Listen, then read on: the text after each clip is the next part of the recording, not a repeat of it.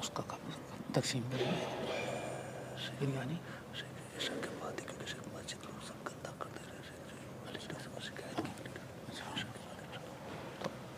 درس کے بعد بس ٹھیک ہے، سب سے اچھا سب سے اچھا سب سے اچھا۔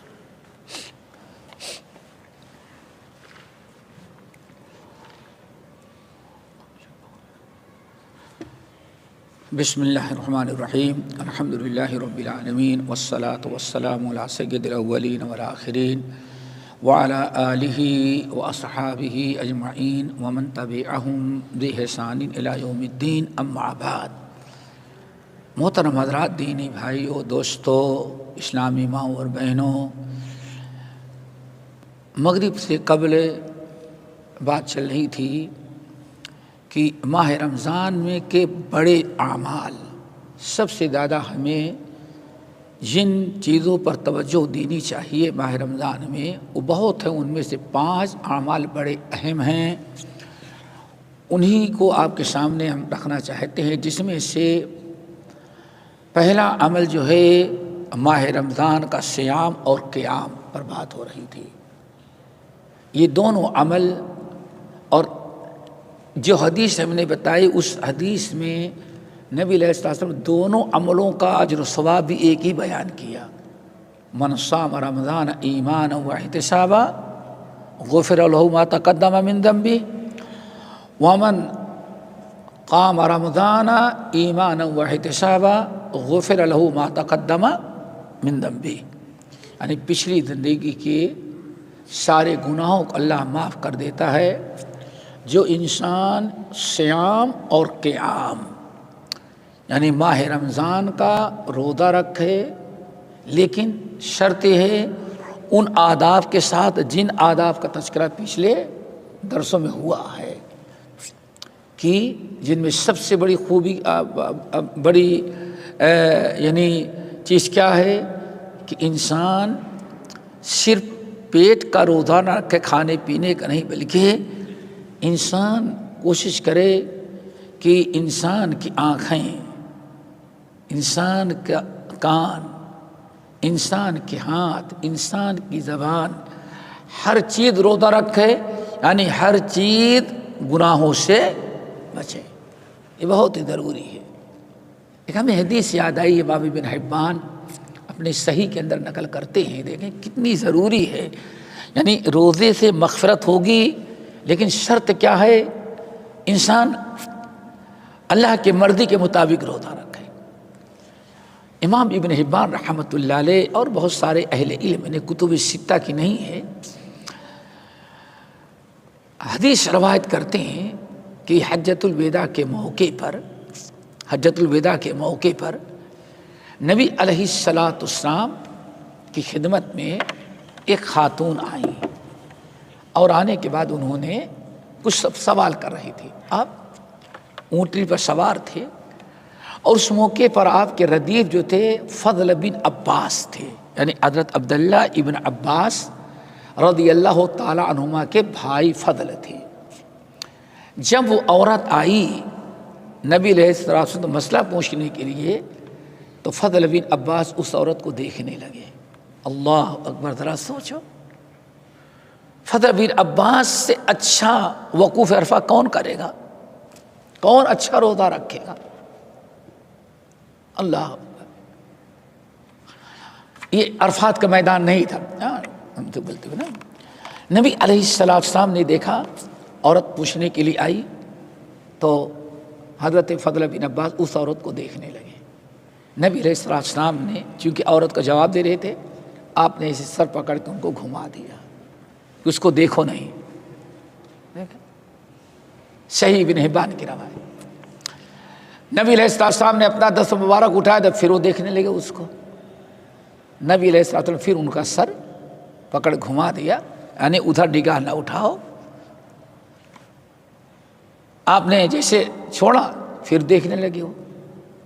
نبی علیہ السلام نے پھر فرمایا، یا فضل ھذا یوم، یہ آج کا دن جو ہے وہ دن ہے عرفہ کے وقوف عرفہ کی وجہ سے انسان اس شخص کے گناہ رکھتے ہیں جو اپنے آنکھ اور کان کی حفاظت کرتا ہو۔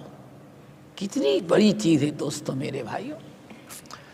انسان روزہ رکھتا ہے تو روزے کے آداب میں سے اپنے آپ کو ہر چیز، ہر برائی سے بچانے کی کوشش کرے۔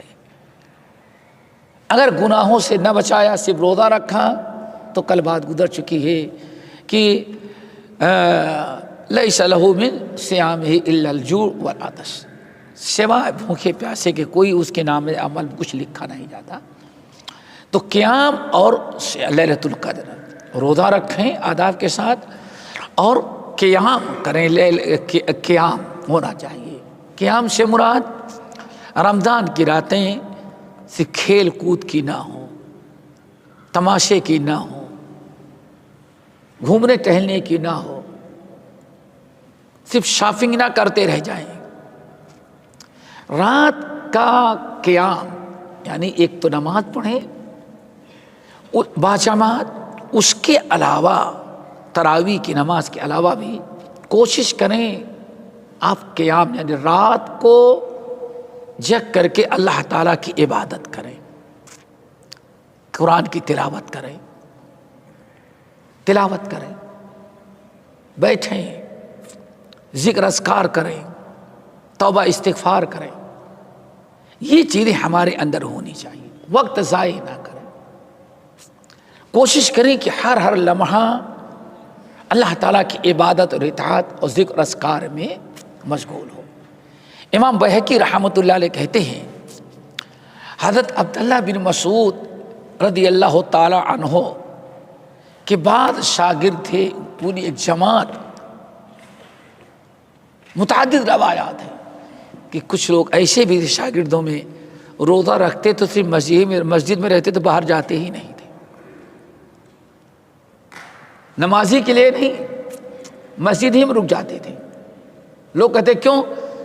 کہا کہ روزے سے ہوں، باہر نکلوں گے تو کچھ نہ کچھ نگاہیں گناہ کریں گے، تو میں چاہتا ہوں مسجد میں رہوں تاکہ آنکھیں ہماری پوری دن بھر گناہوں سے محفوظ رہیں۔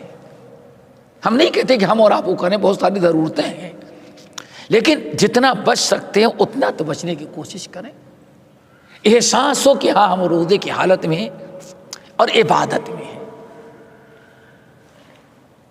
اب آپ بتائیے، سنا ہوگا حدیث کہ انسان وضو کر کے جب مسجد کی طرف نکلتا ہے تو اسی وقت سے اللہ تعالیٰ اس کو نمازی شمار کرتے ہیں، وہیں سے نماز اس کی شروع ہو جاتی ہے، یعنی نماز میں۔ اسی لیے دوڑ کر کے آنے سے منع کیا، کھیل کود سے منع کیا۔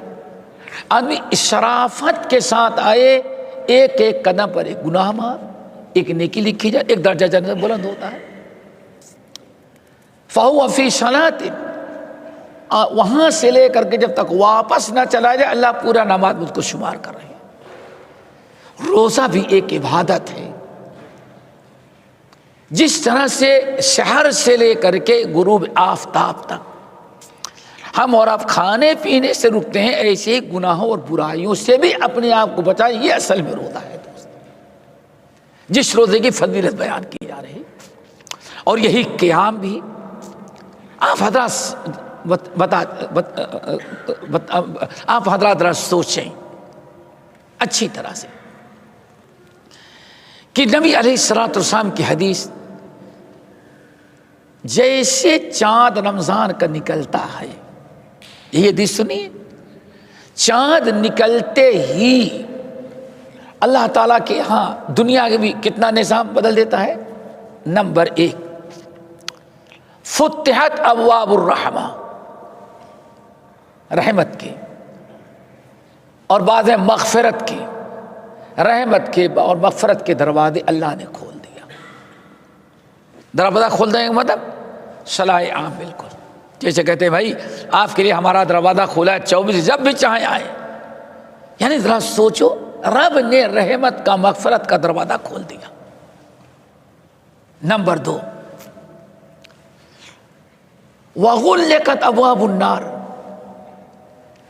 وہ ساری چیزیں جو آپ کو برائی پر آمادہ کرتی تھیں، جہنم میں لے جانے والی چیزیں، اللہ نے سب کو دروازہ بند کر دیا ہے، اور اس کی عملی شکل وَصُفِّدَتِ الشَّيَاطِينُ وَمَرَدَتُ الْجِنِّ، اللہ نے شیطانوں کو جکڑ دیا تاکہ یہ شیطان ان کو گمراہ نہ کرے، اور وہ سرکش شیطان جو تھی اللہ نے ان کو بھی بند کر دیا، نیکیوں کے راستے کھول دیا نا۔ اور اس پر آگے چل کر کے اللہ اکبر، کتنی بڑی نعمت،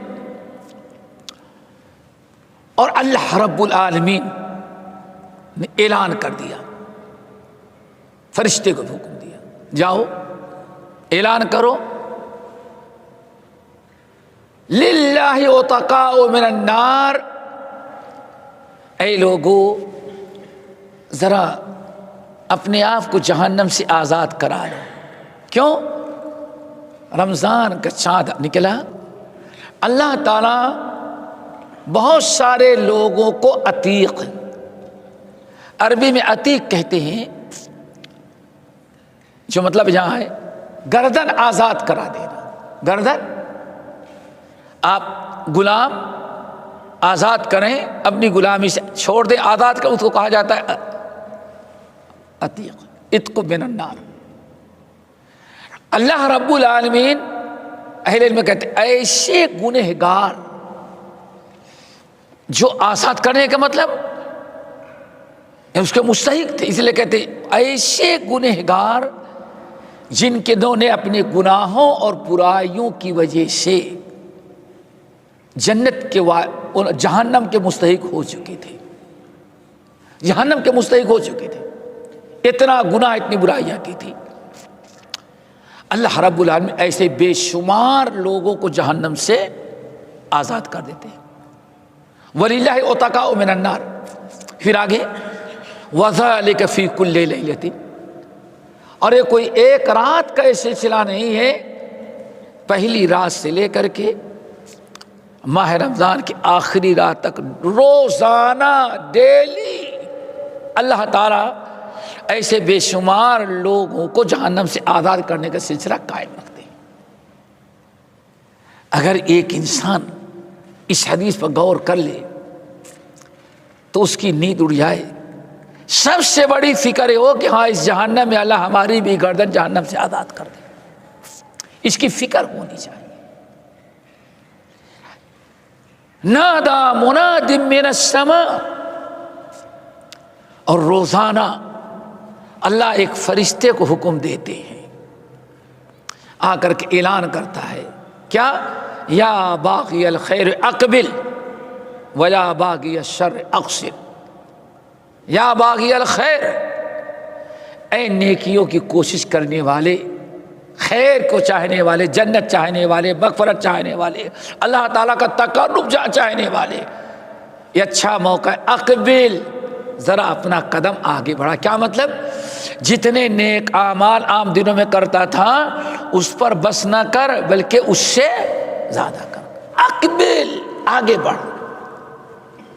وَلَا بَاغِيَ الشَّرِّ أَقْصِرْ، اور اے برائیاں کرنے والے، رمضان لگ گیا ہے، توبہ استغفار کا دروازہ اللہ نے کھلا رکھا ہے، اب تو کم سے کم جہنم کی اب کم سے کم تم اب شرم کر اور اپنے گناہوں کو چھوڑ کر کے باز آ جا۔ وَذَلِكَ فِي كُلِّ لَيْلَةٍ، پورے 30 یا 29 راتیں اللہ کے رضا میں چلتا رہتا ہے۔ تو دوستو کوشش کریں، یہ فکر ہو، احتساب کی ایک شکل ہے کہ ہمارے رمضان میں فکر ہو، اور یہ ہماری سوچ ہونی چاہیے، یہی قیام کے لیے بھی اور صیام کے لیے۔ نمبر 2، دوسرا بڑا عمل دوستو، ماہ رمضان اس کو شہر القرآن کہا جاتا ہے۔ قرآن کا بڑا گہرا تعلق اللہ تعالیٰ نے ماہ رمضان سے جوڑ رکھا ہے، اسی لیے اللہ نے یاد دہانی کرائی شہر رمضان الذی انزل فیہ القرآن، اس لیے شہر القرآن کہا گیا۔ جس طرح سے روزہ بڑا عمل ہے، قیام رمضان بڑا عمل ہے، ایسے دوسرا بڑا عمل تلاوت قرآن کا اہتمام ہے۔ صرف بہت زیادہ تلاوت قرآن کا ڈالتے تھے۔ ہمارے یہاں ایک رواج ہے وہ یہ کہ رمضان میں بہت سارے لوگ، چلو یہاں تو الحمدللہ خیر ہے، اللہ اور خیر سے نوازے، ہمارے ملکوں میں کیا کیا جاتا ہے، سال بھر کوئی حافظ ڈھونڈا جاتا ہے، سال بھر کوئی حافظ ڈھونڈا، اور حافظ ہو جو سب سے زیادہ اسپیڈ سے پڑھنے والا، اس کو باقاعدہ بلایا گیا۔ ایک ختم قرآن وہی ضروری سمجھتے ہیں، اللہ نے ضرور نہیں کرا دیا، اپنے اوپر انہوں نے ضروری قرار دے لیا۔ اب وہ آئے،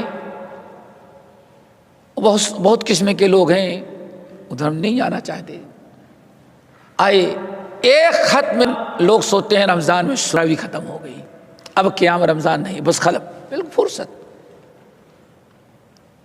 15 دن میں ختم کر دے۔ وہ بھی اتنا لوگوں کو چسکا لگ گیا کہ ہمارے ایک شبینہ چلنے لگا، شبینہ، اور سال بھر کا سب سے بڑا دن، جانتے ہو شبینہ؟ ہو اللہ کا شکر ادا کرو، نہیں جانتے، سمجھے نا، جانتے تو سہل للچا جاتے۔ شبینہ، شبینہ کیا؟ اور شبینہ بھی ایک شبی، دو شبی، سہ شبی، یعنی ایک دن میں حافظ صاحب قرآن ختم کریں گے، 2 دن میں یعنی 15 پارہ ایک دن،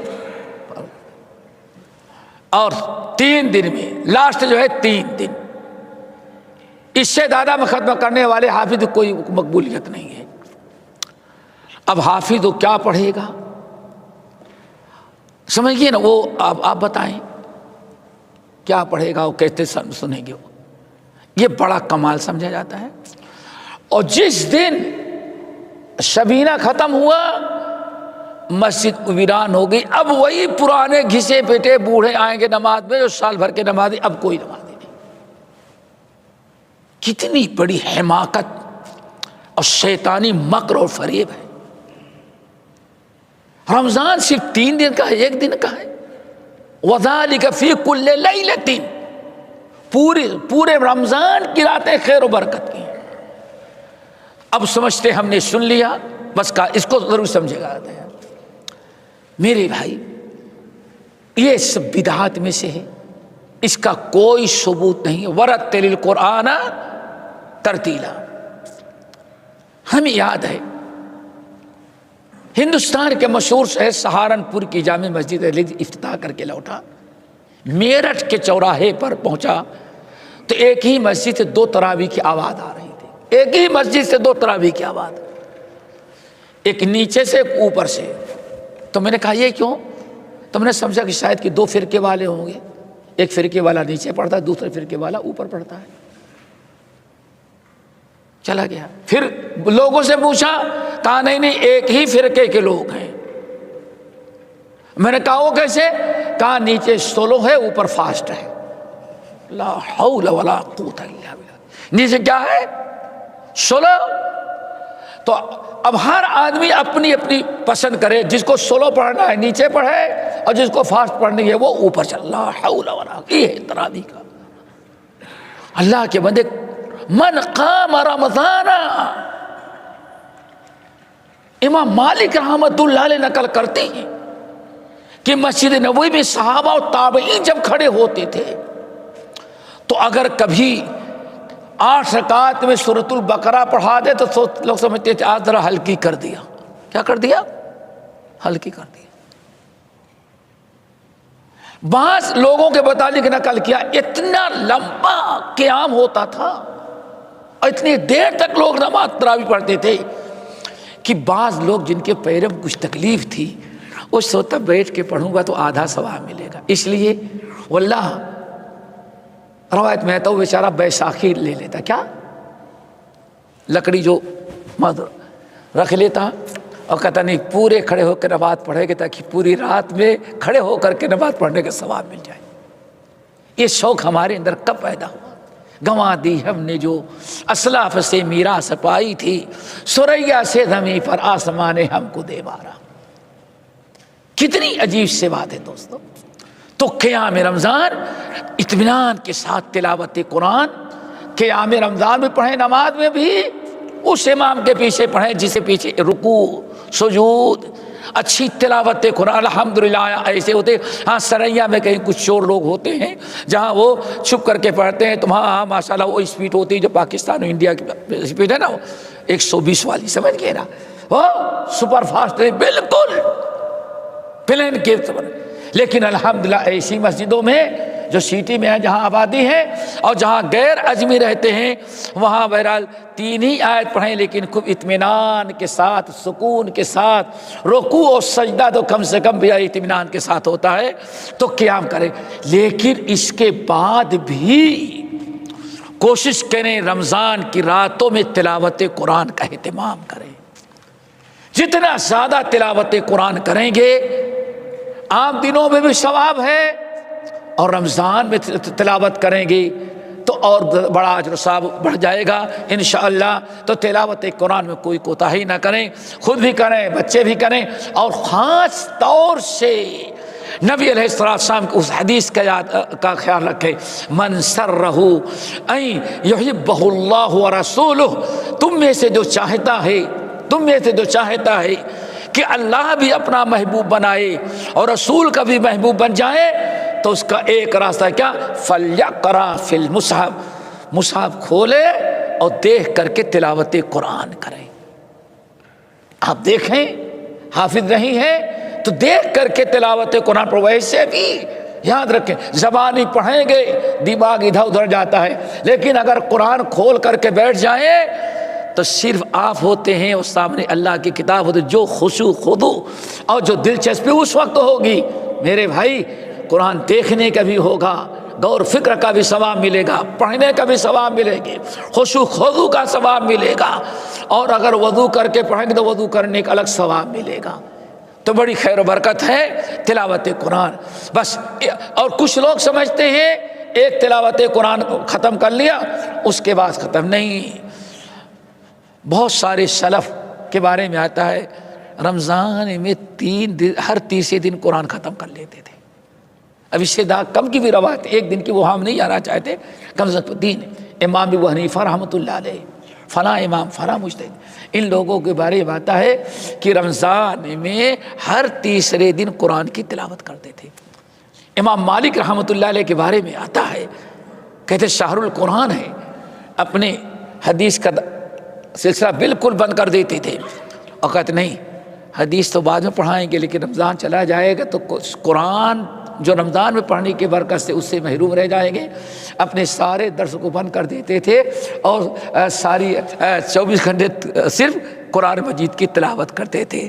دعا کرو اللہ تعالیٰ ہم سب کو توفیق نصیب فرمائے، کوشش کریں۔ اسی لیے جیسے نبی علیہ السلام کی حدیث مسند احمد بن حنبل وغیرہ کی بسند صحیح، حضرت عبداللہ ابن عمرو ابن العاص رضی اللہ تعالیٰ عنہما کی حدیث، اللہ نے فرمایا الصیام والقرآن یشفعان للعبد یوم القیامہ، الصیام والقرآن یشفعان للعبد یوم القیامہ۔ اے لوگو، قیامت قرآن پڑھو، روزہ رکھو، دن میں قرآن کی تلاوت کرو، رات کو خاص طور سے۔ کیوں؟ ان لک فی النہار سبحا طویلا، دن میں بڑی مشغولیت ہوتی، نوکری ڈیوٹی کون چھوڑے گا اور کیوں چھوڑے؟ صاحب بہت ساری ہیں۔ اللہ اپنے نبی کے بارے میں فرماتے ہیں اے نبی رات کو غنیمت سمجھے، کیوں؟ دن میں تو آپ کی بڑی ذمہ داریاں ہوتی ہیں، ذرا رات کو کوشش کریں۔ الصیام والقرآن یشفعان للعبد یوم القیامہ۔ پھر فرمایا اللہ کے رسول صلی اللہ علیہ وسلم نے کہ یقول الصیام اے ربی انی منعتہ عن الطعام والشہوات بالنہار والقرآن انی منعتہ عن النوم فی اللیل فشفعنی فیہ فیشفعان۔ کتنے خوش نصیب ہوں گے۔ آپ فرماتے قیامت کے بندہ جب رب کے سامنے کھڑا ہوگا حساب کتاب کے لیے، جانتے ہیں لیس بینہ و بینہ ترجمان، یوم یفر المرء من اخیہ و امہ و ابیہ و صاحبتہ و بنیہ لکل امرئ منہم یومئذ شأن یغنیہ ولا یسأل حمیم حمیما۔ کوئی کسی کے ساتھ نہیں، لیس بینہ و بینہ ترجمان، صرف اللہ اور بندہ دو ہوں گے۔ رب سوال کرے گا، بندے کو جواب دینا ہے۔ جب ایسی پریشانی میں ہوگا تو اچانک قرآن آئے گا اور سیام اور قیام آ کر کے دونوں دو سائڈ پر کھڑے ہو گئے۔ ایک طرف رمضان کا روزہ سیام آیا اور دوسری طرف سے قرآن آیا۔ فیقول السیام، روزہ کہے گا اے ربی انی منعتہ عن الطعام والشہوات فی النہار، میرے رب یہ بندہ جس کو حساب لے رہا ہے، دعا کرو سب کو نصیب ہو جائے، لیکن اس کے لیے کوشش کرنی پڑے گی نا۔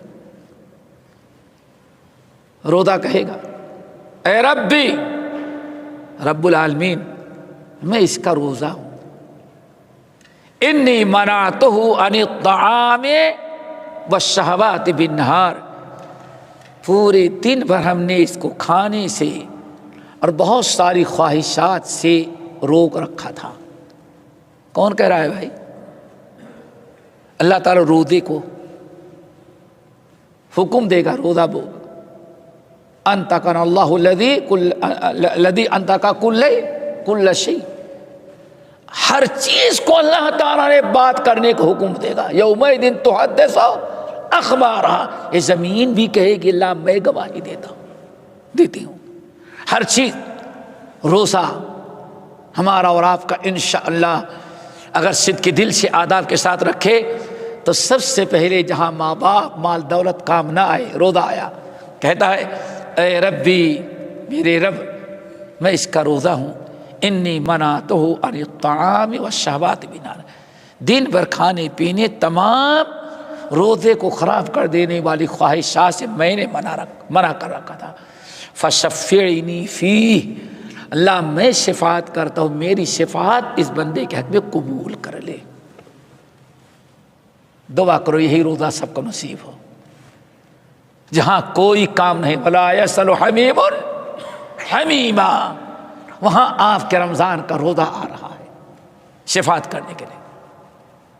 وَيَقُولُ الْقُرْآنُ، قرآن بھی آیا تھا نا، اب قرآن کہے گا کہ میں آپ کا کلام ہوں، انی منعتہ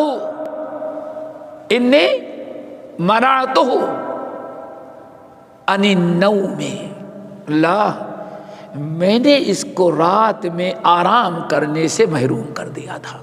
کیا مطلب؟ ہم نے اپنی تلاوت کرنے میں اس کو مشغول رکھا۔ فشفعنی فیہ، اللہ میری شفاعت اس کے حق میں قبول کر لے۔ دونوں نے شفاعت کیا، اللہ سے فرماتے ہیں فیشفعان، اللہ رب العالمین فرماتے ہیں دونوں کی شفاعت کو اللہ قبول کر لے گا۔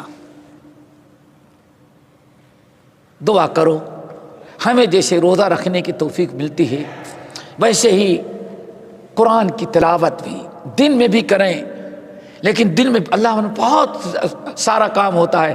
رات تو اپنی کمپنی والے کی رات تو نہیں ہے نا، کہ ہے کسی رات ہماری اپنی ہے، بس اپنے نفس پر کنٹرول کرنا ہے اور اپنے رمضان کی اس رات سے فائدہ اٹھانا ہے۔ تو تلاوت قرآن کثرت سے کی جائے۔ تیسرا عمل کہ تیسرا عمل اگر سیام اور قیام کو ایک شمار کریں گے تب تیسرا عمل، اور نہیں تو کیا ہو جائے گا؟ چوتھا عمل شہر الدعا ہے۔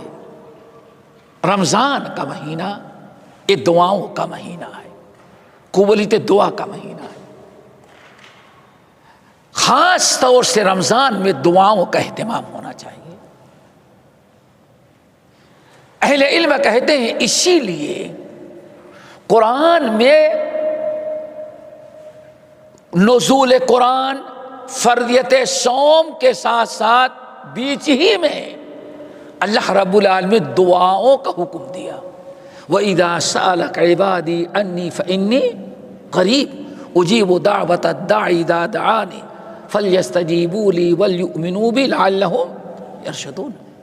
یہی مصلحت بتاتے ہیں کہ جیسے قرآن کا صیام سے بڑا گہرا تعلق صیام اور قیام اور قرآن کی طرح دعاؤں کا بھی بڑا گہرا تعلق کس سے ہے؟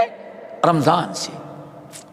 اسی لیے متعدد روایات آئی ہیں، جن میں سے ایک حدیث حضرت جابر بن عبداللہ رضی اللہ تعالی عنہما کی ہے کہ نبی علیہ السلام کو فرماتے ہوئے سنا، ان للہ فی کل یوم ولیلۃ اتقاء من النار فی شہر رمضان، یعنی ماہ رمضان کا تذکرہ ہو رہا ہے۔ ان للہ فی کل یوم ولیلۃ اتقاء من النار، اے لوگوں رمضان کے ہر دن اور ہر رات، یعنی 24 گھنٹے ہو گئے نا، ہر رات اور ہر رمضان کا دن 24 گھنٹے سمجھ لو، اتقاء من النار، بہت سارے گنہگاروں کو جہنم سے اللہ تعالیٰ آزاد کرتا رہتا ہے۔ اللہ تعالیٰ بندوں کے بارے میں فیصلہ کرے، ان للہ کل یوم ولیلۃ من رمضان اتقاء من النار۔ نمبر 2، وَإِنَّ لِكُلِّ مُسْلِمٍ دعوۃ یدعو بها، اور ہر روز رمضان کا تذکرہ چل رہا ہے، جس طرح سے رمضان کے دن میں اور رمضان کی راتوں میں اللہ تعالیٰ لوگوں کو جہنم سے آزاد کرتا رہتا ہے، ایسے ہی رمضان کے دن اور راتوں میں اللہ نے بھی فیصلہ کیا ہے بندے ہم سے دعا مانگیں گے تو ان کی دعا کو بھی قبول کروں گا۔ تو دعاؤں میں کوتاہی نہ ہو۔ بہت سارے محدثین نے، جس میں امام بخاری رحمۃ اللہ علیہ بھی ہیں، الادب المفرد میں نقل کرتے ہیں، پوچھا گیا یا رسول اللہ افضل العبادہ کیا چیز ہے؟ تو اللہ سے دعا کو بھی سب سے بڑی عبادت قرار دیا گیا۔ اور نبی علیہ السلام کی حدیث، ان الذین یستکبرون عن عبادتی سیدخلون جہنم داخرین، جو لوگ دعا کرنے میں اپنی انسلٹ سمجھتے ہیں، میرے سامنے ہاتھ پھیلانے میں اپنی بے عزتی سمجھتے ہیں، لاپرواہی کوتاہی کرتے ہیں، ان قریب ایسے لوگوں کو ذلیل کر کے جہنم میں داخل کر دیں گے۔ اور جو مانگتے ہیں دعا کثرت سے کرتے ہیں، اللہ فرماتے ہیں کہ ہم اس کی دعا کو قبول کرتے ہیں۔ نبی علیہ السلام آیت تلاوت کی اور اللہ نے فرمایا الدعاء هو العبادہ۔ لوگوں یہاں عبادت سے مراد دعا ہے، سبحان اللہ، اللہ رسول دعا کو عبادت قرار دے رہے ہیں، نام یہ بات اللہ رب العالمین قرآن میں، ان الذین یستکبرون عن عبادتی۔ ہم بہت بزی ہیں، ہمارے پاس بڑا کام ہے، سب کچھ دیا، کیا مانگنا ہے؟ نہیں، ہر وقت مانگتے رہیں، کم سے کم یہ تو مانگیں کہ اللہ نے جو نعمتیں دی ہیں مرتے تب تک وہ نعمتیں باقی تو رہے، یہی کیا کم ہے؟ دعا کریں میرے بھائی، یہ دعا کا مہینہ۔ پھر اللہ نے کیا وعدہ کر رکھا ہے؟ 24 گھنٹے رمضان میں ایک لمحہ اللہ نہیں ٹھکراتا، جب بھی مومن دعا کرتا ہے تو اللہ تعالیٰ اس کی دعا کو قبول کر لیتے ہیں۔ تو یہ شہر الدعا۔ دوسری ایک حدیث اور حضرت ابو ہریرہ رضی اللہ تعالیٰ عنہ کی روایت امام طبرانی رحمۃ اللہ علیہ نقل کرتے ہیں، اللہ رسول فرمایا ثلاثۃ لا ترد دعوتہم، تین قسم کے آدمی ہیں جن کی دعا کو اللہ رد نہیں کرتا. تین قسم کے آدمی، اور جب بھی دعا مانگتے ہیں اللہ ان کی دعا کو قبول کر لیتا ہے. نمبر ایک الامام العادل، عدل انصاف سے حکومت کرنے والا حاکم ہمارا. کیوں؟ یہاں آپ کے چند اولاد تو دو چار اولاد کے درمیان عدل انصاف کرنا مشکل ہو جاتا ہے. کیا ہے؟ کسی بچے کو زیادہ کسی کو کم، کسی بہو کو زیادہ کسی کو کم، بہت سارے معاملات ہیں. یہاں رب العالمین کا معاملہ ہے. اللہ رسول فرما رہے الامام العادل، وہ امام عادل، وہ حاکم جو اپنی پورے رعایا کے ساتھ عدل و انصاف کرتا ہے. اس کا مقابلہ کون کر سکتا ہے؟ جو پورے اپنے ماتحتی میں زندگی گزارنے والے ہر فرد کے ساتھ عدل و انصاف کرتا ہے.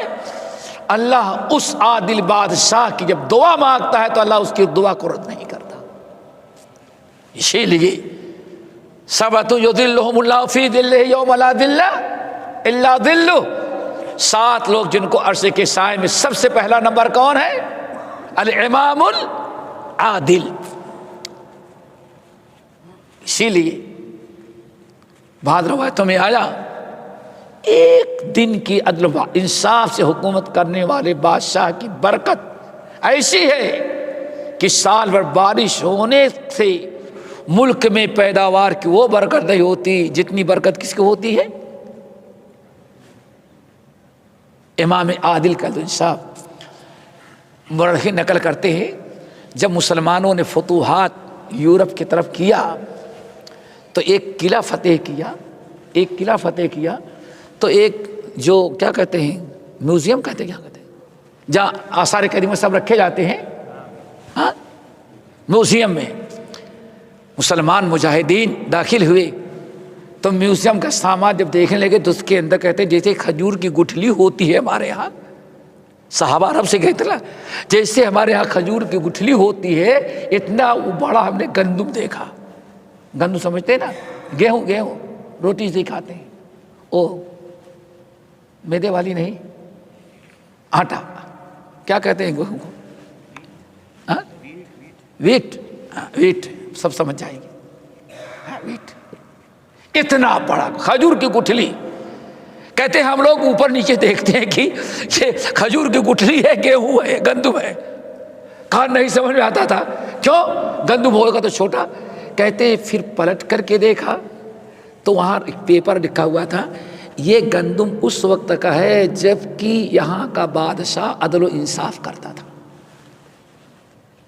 یہ گندم جو اتنا بڑا ہے جو میوزیم میں رکھا ہوا ہے یہ آج کا نہیں، اس زمانے کا ہے جس زمانے کا بادشاہ اس ملک پر حکومت کرتا تھا اور عدل و انصاف کرتا تھا. اس کے عدل انصاف کی برکت سے اللہ رب العالمین اتنی برکتیں دی تھی کہ گندم بھی کھجور کی گٹھلی کے برابر ہوتا رہا. اللہ اکبر. تو دعا کرے الامام العادل. نمبر 2، 3 تھے نا، نمبر 2 والصائم، روزے دار جس نے سحر کے وقت سے بھوکا پیاسا اپنے رب کے لیے بھوکا پیاسا فریضہ ادا کرنا، بنا کر فقیری کو ہم بیس غالب عنایات اہل کرم ڈھونڈتے ہیں. سمجھ گئے نا؟ وہ بیچارہ مالدار ہو، صحت ہو، رب عالم ہو جائے، سب کچھ بس عنایات کے اہل یہی ہیں جن کے بارے میں شعرا کہا کرتے تھے بنا کر فقیری کہ ہم بیس غالب عنایات اہل کرم ڈھونڈتے ہیں. میرے بھائی یہ روزے دار صبح سے شام تک اس طرح سے رہتا ہے. اگر روزے دار صائم کی دعا اللہ تعالیٰ قبول کرتا ہے جب تک کہ روزہ افطار نہ کر لے. ہو گئے 3 کی باقی کوئی؟ ماشاءاللہ ایک باقی ہے نا. نمبر 1 الامام العادل، نمبر 2 الصائم حتی یفطر، نمبر 3 ودعوت المظلوم، مظلوم کی بد دعا. کسی پر آپ ظلم کریں گے اور مظلوم نے جب دیکھتا ہے کوئی ہماری مدد نہیں کر رہا ہے، سب لوگ بیار مدد چھوڑ دیے، ظالم جیسے چاہتا ہے ہمارے ساتھ ظلم کر رہا ہے، اگر مظلوم بد دعا کر دے گا تو کبھی نہیں بترس آہ مظلومہ کے ہنگامے دعا کردن، فارسی شاعر کہتا ہے بترس آہ مظلومہ کے ہنگامے دعا کردن اجابت از در بیر حکمی آیت۔ میرے بھائی حدیث کا ترجمہ ہے، لوگوں اللہ سے اتقے دعوت المظلوم، مظلوم کی بد دعا سے بچنا، کسی کی آہ نہ لگے۔ ہمارے یہاں بد دعا کی آہ لگ گئی، کیا آ جائیے، بترس آہ مظلومہ کے ہنگامے دعا کردن، مظلوم کی آہ بھری بد دعا سے بچنا۔ کیوں؟ جب وہ دعا کر دیتا ہے تو اللہ رسول فرماتے ہیں ہر ایک کی دعا قبول کرنے کے لیے کہاں جاتی ہے؟ اوپر، قبولیت وہاں فیصلہ ہوتا ہے۔ مظلوم دعا کرتا ہے تو قبولیت خود اللہ اس کے پاس بھیج دیتا ہے تاکہ قبول کرنے میں کوئی تاخیر اور لیٹ نہ ہو جائے۔ بد دعا قبول تو ہو گئی، ہو سکتا ہے اللہ تعالیٰ تھوڑا سا مظلوم ظالم پر مہربانی کرے اور زیادہ 2-4 مہینے یا سال میں بھر اور اس کو چھوڑ دے۔ تو یہ 3 ہو گئے میرے بھائی، مطلب مقصد یہ تھا کہ ماہ رمضان وہ بھی کیا ہے، شہر دعا ہے۔ یہ میرے خیال سے 3 عمل تھا یا 4تھا عمل بعد حساب سے۔ تو ہمیں ماہ رمضان کے بڑے اعمال میں سے کثرت سے دعائیں کرنا، باقی انشاءاللہ نماز عشاء کے بعد اللہ ہم سب کو عمل کی توفیق نصیب فرمائے۔ اقول قولی ھذا واستغفر اللہ من کل الیہ۔